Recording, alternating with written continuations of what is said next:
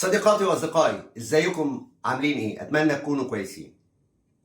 النهارده هنتكلم على برودكت. واحد صاحبي من كام اسبوع كده كنا بنتكلم، فبيقول لي كان معاك لابتوب كده، هو مش لابتوب، هو تابلت وراكب له كيبورد، بس انت قلت انه بتاع مايكروسوفت، وكان ميزته انه يعني كان خفيف كده ولطيف وعليه ويندوز فكل حاجه شغاله. هو كان بيتكلم على السيرفس برو 5. سيرفس برو 5 قعد معايا تقريبا 3 سنين من العمل الشاق، وجهاز بصراحة تحفة تحفة تحفة.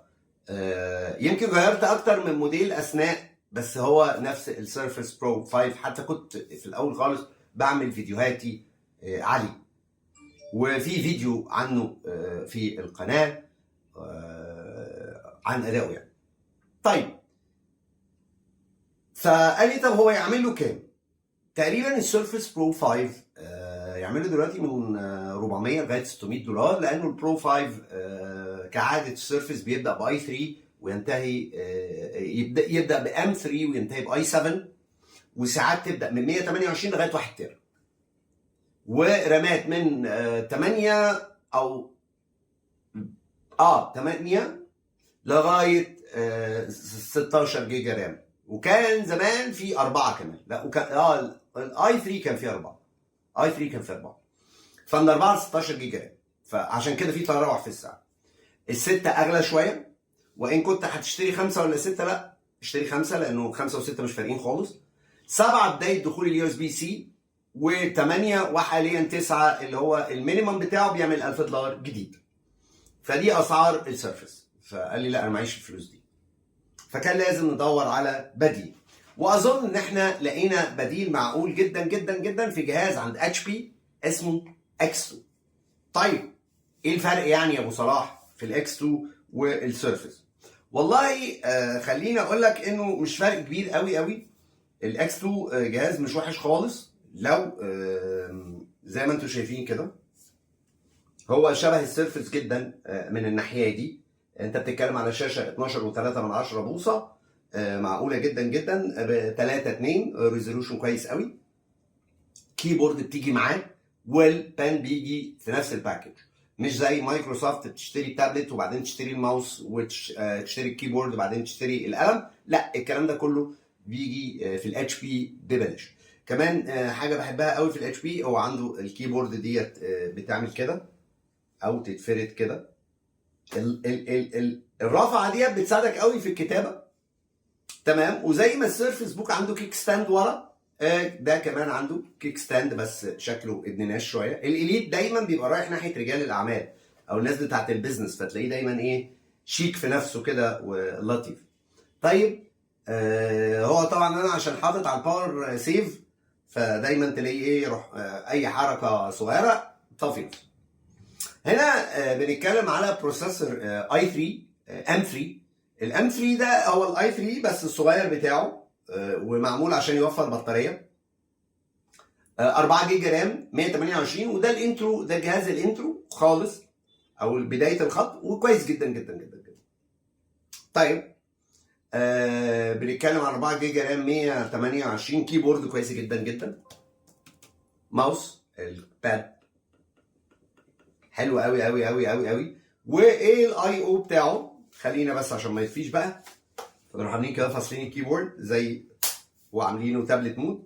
طيب الاي او بتاعه او المدخلات مخرجات بتاعته جميله جدا، مش هتلاقيها في السيرفس الا في الكبير بعد السبعه يعني، اللي هو يو اس بي سي، شحن وعرض وداتا، وفي نفس الوقت يو اس بي 3 حبيبنا وبتاعنا اللي تقدر تحط فلاشه وتشتغل عليه. وده كانت من مميزات السيرفس، والسيرفس ودي كمان من مميزات الاكس 2. بس اكس 2 عنده ميزه عن السيرفس، وهي فين يا ابو صلاح؟ التريدي زي ما انتم شايفين كده، ده مش ميموري زياده، لا ده سيم كارد. وبالتالي الجهاز ده تقدر تشتري له سيم كارد من عند السيرفيس بروفايدر بتاعك، وتبتدي تشتغل انترنت من غير ما تبقى محتاج وايرلس، لان هو في المودم بتاعه وشغال كويس جدا جدا جدا جدا. جربته خلال الاسبوعين اللي فاتوا، لطيف جدا جدا، مفيش مشكله، تقعد في اي حته تفتح وتخلص شغلك. طيب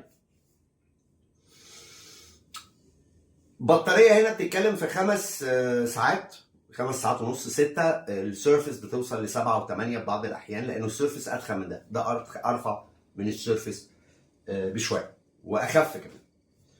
فده الاليت اكس 2. اجيبه ولا اجيب السيرفس؟ فرق السعر هيخليك تفكر، بالذات لو انت حد ما بيشتغلش غير في يعني مش محتاج جهاز كمبيوتر كبير. يعني لو انت بتستعمل الاجهزه ديت عشان تبراوز، تكتب وورد، اكسل، الحاجات اللطيفه الخفيفه ديت، تتفرج على فيلم، ممكن تقرا كوميك، الكلام ده كله تقرا عليه، لانه ممكن طبعا تستعمله كتابلت، لطيف جدا كتابلت ومش تقيل، يعني وزنه زي وزن الايباد برو او اللي اتكلمنا عليه الاس 7 بلس. الكلام ده كله تقدر تشتغله وتعمله وتمام. بس الفرق هنا لانه اتش بي كانت محتاجه تنافس في السوق، فكانت بتبيع ده باسعار خرافيه. انا عايزك، مش هقول لكم السعر كام، احنا قلنا ان السيرفس برو 5 انت بتتكلم في 500 $600، ال6 هيبقى في نفس الحدود، ده المستعمل. ال7 وال8 اعلى شويه، وال9 اللي هو اخر حاجه هو نزلوها بيبدا ب $1000 وانت طالع، ب $800 وانت طالع. ده من غير الكيبورد. الكيبورد حط لها كمان $130، ولو بتفكر في القلم حط لها كمان $100، يبقى دي $230. ساعات هيتعمل باكجز على امازون وعلى الحاجات بره، طبعا لانه الكريسماس والبلاك فرايداي، فممكن تلاقيهم دايما بيبيعوه بالكيبورد والقلم مع بعض، وده مش وحش. بس ده انا في رايي لقطه ليه، عشان سعره اقل من يعني تقريبا 50% من السيرفس بوك، من السيرفس برو 5. كلامكش على ال6، كلامكش على ال7، كلامكش على ال8، وفي امكانيات مش وحشه خالص خالص خالص خالص. لو انت محتاج ده عشان تعمل ايه تاني؟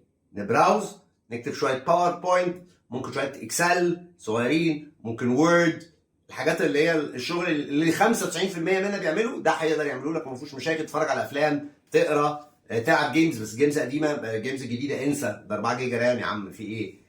فتقدر تعمل كل الكلام ده عليه، وما تدفعش الفلوس اللي مضطر تدفعها في السيرفس لو محتاج جهاز هايبريد زي ده. فبعد اسبوعين من الاستخدام الشاق كجهاز اللي بيتحرك، اقدر اقول لكم انه الاليت اكس 2 كويس جدا جدا جدا جدا، وثمنه فيه. هتلاقوا شويه منه مستعمل على اول اكس باسعار متفاوته شويه في مصر، بس ده طبيعي يعني. ابتداء من حسب الكونفيجريشن كمان شكله ايه، 4 8 16، هارد ديسك صغير، هارد ديسك كبير، بس دايما هتنبسط لو جبت الاليت اكس 2. اتمنى اكون قلت حاجه مفيده الاسبوع ده. لو عندكم تعليقات او اسئله يا ريت تسالوا تحت وانا برد. ولو عندكم طبعا ما تحرموناش من لايكاتكم، كومنتاتكم، وشيراتكم، واشتركوا في القناه لو كنتوا حابين. اتمنى اكون قلت حاجه مفيده الاسبوع ده، واشوفكم على خير الاسبوع الجاي.